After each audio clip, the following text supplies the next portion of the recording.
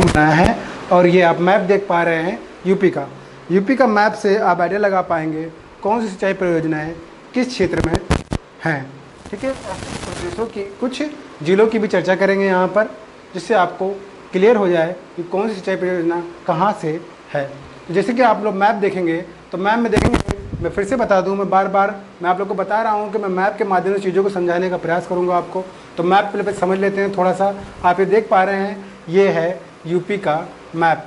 UP में सबसे ऊपर है सहारनपुर, यहाँ पर देखेंगे, बगल में मुजफ्फरनगर, फिर उसके बगल में बिजनौर, और भी ज़िले आएंगे, लेकिन हम और देख लें। जैसे कि यहाँ पर पीलीभीत है, खीरी है, यानी लखीमपुर खीरी है यहाँ पर, फिर देखेंगे नीचे सीतापुर है, बगल में बहराइच, फिर नीचे लखनऊ, बाराबंकी, रायबरेली, फिर थोड़ा सा हट के सुल्तानपुर। इधर देखेंगे हम लोग तो बुलंद शहर मिलेगा आपको, फिर उसके बाद में गौतम बुद्ध नगर, और गौतम बुद्ध नगर से ऊपर आप देखेंगे गाजियाबाद है, फिर उसके ऊपर देखेंगे शामली है, नीचे झांसी, महोबा, बांदा देखने को मिल जाएगा।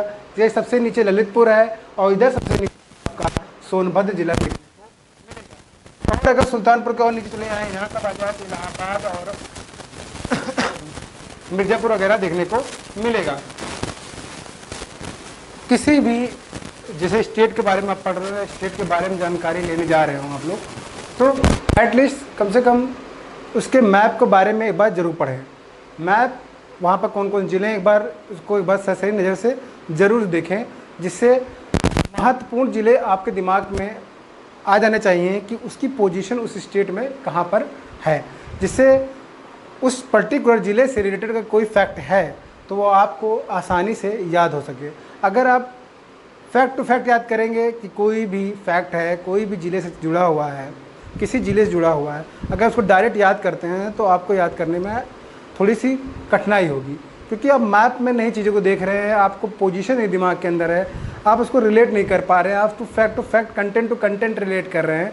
तो कंटेंट क्या होते हैं, टेंडेंसी दिमाग की होती है, वो भूल जाया करते हैं। लेकिन अगर आप मैप के अंदर देखेंगे चीज़ों को और फिर आप चीज़ों को याद करने का प्रयास करेंगे तो आपको आसानी से समझ में आ जाएगा, आसानी से याद हो जाएगा। तो चलिए आइए शुरू करते हैं यूपी की सिंचाई परियोजनाएं। तो सबसे पहली और सबसे पुरानी जो सिंचाई परियोजना है, यानी जो नहर है, हम कह सकते हैं सबसे पुरानी नहर जो है यूपी की यहाँ पर है, वो पूर्वी यमुना नहर। दोस्तों याद रखिएगा, पूर्वी यमुना नहर, पूर्वी यमुना नहर याद रखिएगा। अब पूर्वी यमुना नहर का मैंने ये देखिए यहाँ पर डायग्राम बनाया है किस तरह से। अब चूंकि मैंने लिखा है पूर्वी यमुना नहर दोस्तों, तो पूर्वी यमुना नहर जब लिखते हैं तो इसका मतलब ये है कि यमुना से जुड़ा हुआ है। ये नहर किससे जुड़ी, किस नदी से जुड़ा हुआ है, यमुना नदी से जुड़ा हुआ है। ठीक है, अच्छा, हमने आपको जब अभी नदियों के बारे में पढ़ाया था, बताया था पिछले वीडियो में, तो मैंने वहाँ पर भी मैप के माध्यम से मैंने बताया था आपको। वहाँ पर मैंने आपको बताया था कि यमुना जो नदी है वो आपकी देखेंगे यूपी में सहारनपुर में फैजाबाद नामक स्थान से इंटर कर रही है। ठीक है, तो यहाँ भी मैंने बना दिया है, सहारनपुर है और फैजाबाद से इंटर कर रही है। और इसी फैजाबाद से, फैजाबाद वो फैजाबाद नहीं, अयोध्या वाला फैजाबाद नहीं है, ये सहारनपुर वाला फैजाबाद नामक कोई प्लेस है, वहाँ पर की बात कर रहा हूँ। तो फैजाबाद नामक स्थान से पूर्वी नहर निकली है। पूर्वी नहर देखिए डॉट डॉट डॉट करके मैंने बनाया है इसको, तो डॉट डॉट डॉट करके ये पूर्वी नहर निकली, पूर्वी यमुना नहर निकली। और ये कहाँ तक जा रही है दोस्तों, दिल्ली तक जा रही है, यानी दिल्ली तक ये यमुना के पैरेलल समानांतर बहती हुई चलेगी, समानांतर बहती हुई चलेगी और दिल्ली के पास जाकर फिर से यमुना नदी में मिल जाएगी दोस्तों। तो याद रखेंगे कि पूर्वी यमुना नहर कहाँ से निकली है, फैजाबाद नामक स्थान से निकल रही है और दिल्ली में जाके पुनः यमुना नदी से मिल जाएगी। ये नहर बनी थी दोस्तों 1830 में बनाई गई थी। वैसे सबसे पहले इसको बनवाया था शाहजहां ने, उसके बाद फिर से ये दोबारा बनाई गई, तो ये 1830 में बनी सबसे पुरानी नहर है यूपी की। ये किन किन जिलों को प्रभावित कर रही है दोस्तों, तो देखेंगे सहारनपुर है, जैसा कि सहारनपुर से निकले, सहारनपुर तो होगा ही। मुजफ्फरनगर को भी टच करेगी दोस्तों, मुजफ्फरनगर को भी। मेरठ नीचे चले आएंगे यहाँ पर, गाजियाबाद, दिल्ली को यह प्रभावित करेगी। फिर जब दोस्तों हम देखेंगे कि दिल्ली में ये प्रवेश कर, दिल्ली में ये जुड़ जाती है, तो दिल्ली के ही पास से दोस्तों याद रखेंगे, दिल्ली के ही पास से एक नहर और निकली है जिसका नाम है आगरा नहर। दोस्तों याद रखिएगा, दिल्ली के पास से एक आगरा नहर निकली है और ये आगरा नहर फिर ये यमुना नदी के पहले पहले चल रही है, यमुना नदी के पहले पहले चलेगी। तो आगरा नहर कहाँ से निकल रही है दोस्तों? तो याद रखिएगा, ये दिल्ली के पास से निकलेगी, ओखला के बगल से होते हुए। ओखला नामक स्थान है कहाँ पर? दिल्ली में, वहीं से ये होते हुए जा रही है। ये 1874 में बनी थी और इसका क्षेत्र है दिल्ली, हरियाणा, राजस्थान, यूपी। याद रखिएगा, इन जगहों को ये लाभान्वित करेगी। कौन? आगरा नहर। तो आगरा नहर किस नदी से निकला है? क्वेश्चन आ गया आपके परीक्षा में।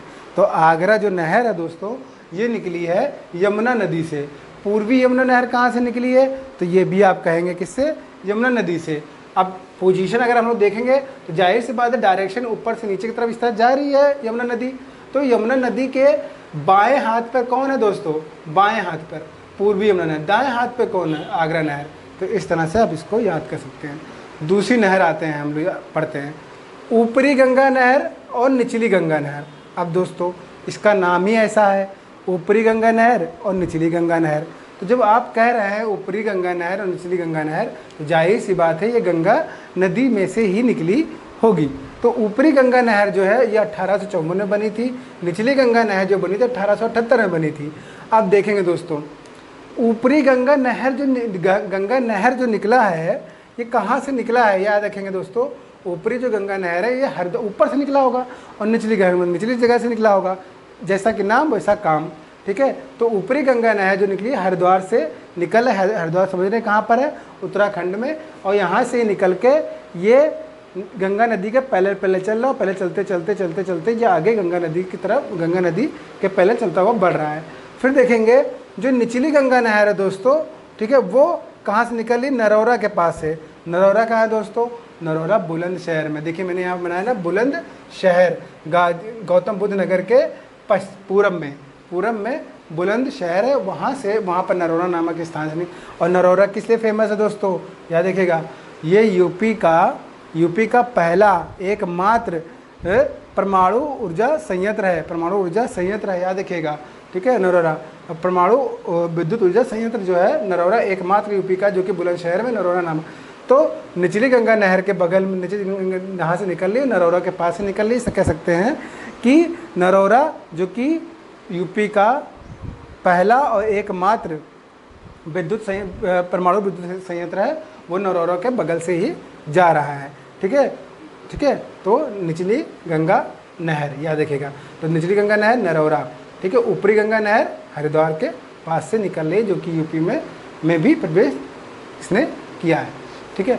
अब आते हैं नेक्स्ट जो है दोस्तों, हथनी कुंड बैराज है। याद रखिएगा, हथनी कुंड बैराज अब कहाँ पर है? अब देखें, चलिए आइए देखते हैं। जो हथनी कुंड बैराज मैंने कहाँ बना रखा है दोस्तों? सहारनपुर। तो सहारनपुर देख रहे हैं आप, सहारनपुर में हथनी कुंड बैराज है, ठीक है ना। और यहीं से देखिए आप, यही देखिए पश्चिमी यमुना नहर और पूर्वी यमुना नहर भी निकला है दोस्तों। पूर्वी यमुना नहर देखिए मैंने यहाँ फैजाबाद में बना रखा है ना, सहारनपुर में ये भी है, सहारनपुर में भी। तो पूर्वी यमुना नहर और पश्चिमी यमुना नहर भी यहीं से अगली बगल दोनों जगह से निकल रही है, हथनी कुंड बैराज से, सहारनपुर से ही। अच्छा, अब जो हथनी कुंड बैराज की वजह से जो लाभ मिल रहा है, किन किन राज्यों को लाभ मिला है वो देख लेते हैं, ये इंपॉर्टेंट है। तो यूपी को तो लाभ मिल ही रहा है क्योंकि पूर्वी यमुना नहर है, पश्चिमी यमुना नहर है। हरियाणा को भी लाभ मिल रहा है, दिल्ली को भी मिल रहा है, राजस्थान को भी मिल रहा है, और सबसे बड़ी बात हिमाचल प्रदेश को भी मिल रहा है। हिमाचल प्रदेश से सबसे छोटी सीमा लगती है यूपी की, याद रखेंगे इसको। ठीक है। अब आते हैं नेक्स्ट, जिसका नाम है पथरई बांध। पथरई बांध कहाँ पर है दोस्तों? तो ये पथरई नदी पर है। अब तो पथरई नदी तो मैंने कहीं पढ़ा नहीं, दिमाग में यह है पथरई नदी बहुत कम सुनते हैं हम लोग गंगा के बारे में सुनते हैं, यमुना के बारे में सुन रहे हैं, सोन नदी, टोंस नदी के बारे में सुनते हैं, बेतवा नदी के बारे में सुन रहे हैं, शारदा नदी, काली नदी के बारे में सुनते हैं, गंडक, कोसी के बारे में सुनते हैं, लेकिन पथरई नदी के बारे में तक कम सुनते हैं। लेकिन आ गया क्वेश्चन, पथरई बांध। अब पथरई बांध कहाँ पर है? तो पथरई बांध है झांसी में दोस्तों, है। और किस नदी पे? पथरई नदी पे। तो चलिए इसके बारे में जान लेते हैं। पहले नंबर तो देखेंगे कि जो यमुना नदी है, और हम जानते हैं यमुना की सहायक नदी बेतवा नदी है, और फिर बेतवा की एक सहायक नदी है जिसका नाम है धासन नदी, और धासन की सहायक नदी है पथरई नदी। सोचिए, ना तो आपने धासन सुना, ना तो आपने पथरई सुना, लेकिन अब सुना आपने। ठीक है। तो बेतवा की सहायक नदी धासन नदी और धासन की सहायक नदी है पथरई नदी, और पथरई नदी पे पथरई बांध। बहुत ही इंपॉर्टेंट बांध है, आ जाता है परीक्षा में। लेकिन अगर पथरई बांध आएगा कैसा, अब ऐसा तो नहीं पूछेगा एग्जामिनर कि पथरई बांध किस नदी पे है, क्योंकि आप बता लेंगे पथरई बांध पथरई नदी पर है, एक बार पढ़ा तो आप बता लेंगे। लेकिन क्या चीज़ याद नहीं रहेगी, वो याद नहीं रहेगी कि ये किस ज़िले में है। तो झांसी ज़िले में, झांसी ललितपुर के ऊपर आपके आता है। ये नीचे क्या है, ललितपुर है, ललितपुर और ललितपुर के ऊपर झांसी, इसका मतलब झांसी में है। ठीक है, याद रखिएगा। अब हम आते हैं मेजा बांध। मेजा बांध के बारे में दोस्तों पढ़ते हैं। तो मेजा बांध जो है, अब टोंस किसकी सहायक नदी है, याद रखेंगे। टोंस तो दोस्तों गंगा की सहायक नदी है, ठीक है ना, और ये इलाहाबाद जा रही है। और मेजाबाद किस नदी पर है दोस्तों, बेलन नदी पर। और मेजाबाद और बेलन नदी किसकी सहायक नदी है दोस्तों, टोंस नदी की। और टोंस किसकी है, गंगा नदी की। तो मेजा बांध यानी मेजा जलाशय बांध जो है ये इलाहाबाद में है दोस्तों। कहाँ पर है, इलाहाबाद में है, याद रखिएगा। मेजा बांध कहाँ है, इलाहाबाद में है, ठीक है, जो कि बेलन नदी में बना है। तो बेलन नदी याद रखिएगा, किस नदी पर है, बेलन नदी पर है, ठीक है, ये हो गया। अब हम आते हैं कुछ और इम्पॉर्टेंट नहर के बारे में देख लेते हैं, ठीक है।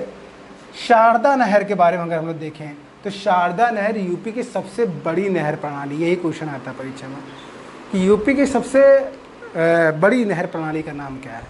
तो आपने इतनी नहरें पढ़ ली, लेकिन अभी आपने शारदा नहर नहीं पढ़ा। तो शारदा नहर जो है यूपी की सबसे बड़ी नहर प्रणाली है।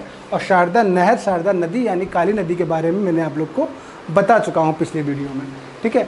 अब देखें हम लोग यहाँ पे ये शारदा नहर कहाँ से आ रही है, पीलीभीत के बनवासा से शारदा काली नदी से निकाली गई है। ये शारदा यानी काली नदी से ये नहर, शारदा नहर निकाली गई है, ठीक है ना। और लाभान्वित ज़िले कौन कौन से हैं दोस्तों, तो आप जानेंगे। शाहजहाँपुर यहीं पड़ जाएगा आपका, खीरी के इधर ही पड़ जाएगा, बरेली के पास। लखीमपुर खीरी, खीरी के बाराबंकी, लखनऊ, रायबरेली, सुल्तानपुर, ठीक है। इतने ज़िलों को प्रभावित, सुल्तानपुर तक शारदा नहर क्या करेगी, प्रभावित करेगी। मतलब इतने ज़िलों को लाभान्वित कर रही है शारदा नहर, ठीक है। मतलब कि ये जो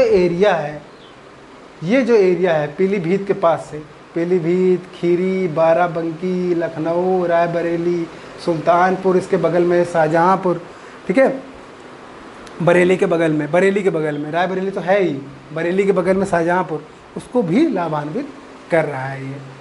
इसके अलावा कुछ बांध और हैं और उससे रिलेटेड नदियों के बारे में, जगह के बारे में देख ले। जैसे माता टीला बांध बेतवा नदी पे जो कि झांसी में है। रिहंद बांध जो कि रिहंद नदी पर है, पिपरी सोनभद्र में पड़ेगा। सोनभद्र ये आपका दोस्तों सोनभद्र है, याद रखिएगा, सोनभद्र है। रामगंगा बांध रामगंगा नदी पे बिजनौर में है। सबसे ऊंचा बांध है यूपी का सबसे ऊंचा बांध, ठीक है, रामगंगा बांध जो कि रामगंगा नदी पर है, बिजनौर में। सरयू बांध, सरयू नदी आप जान ही रहे हैं, जिसे हम लोग घाघरा के नाम से जानते हैं, बहराइच में है ये, ठीक है। सरयू बांध कहाँ है, बहराइच में। वाण सागर बांध सोन नदी पे, शहडोल एमपी में है, ये पड़ेगा, ठीक है। यूपी भी इसका लाभ उठाता है, इसीलिए इसको भी मैंने मेंशन यहाँ पर किया है, ठीक है। तो इस तरह से आपने देखा कि ये महत्वपूर्ण सिंचाई परियोजनाएं हैं नहरों के रूप में, ठीक है। तो इनको जरूर याद रखें क्योंकि क्वेश्चन आता है यहाँ से भी, यही पूछ लेगा कि पूर्वी यमुना नहर कहाँ से निकल रही है, किसके बगल में है, कहाँ पर है, किस नदी से निकल रही है, क्वेश्चन पूछ लेगा। ऊपरी गंगा, निचली गंगा पूछ लेगा। पहला नहर कौन सा था, सबसे बड़ी नहर प्रणाली कौन सी है, इस तरह से क्वेश्चन बनता है। कौन सा नहर किन किन जिलों को, किन किन प्रदेशों को प्रभावित कर रहा है, इस तरह से क्वेश्चन आपका बनेगा। हथनीकुंड बैराज बांध कहाँ पर है, ठीक है, ये कहाँ पर है, सहारनपुर में है। तो इस तरह से परीक्षा है, बहुत छोटा टॉपिक लेकिन है बहुत ही इंपॉर्टेंट टॉपिक। अगर एक क्वेश्चन आप यहाँ सही कर पाते हैं तो आप लीड देंगे कंपटीशन में, ठीक है। तो उम्मीद करता हूँ वीडियो आपको पसंद आया होगा, इसलिए इस वीडियो को लाइक करें, शेयर करें, सब्सक्राइब करें। आज के लिए इतना ही, धन्यवाद।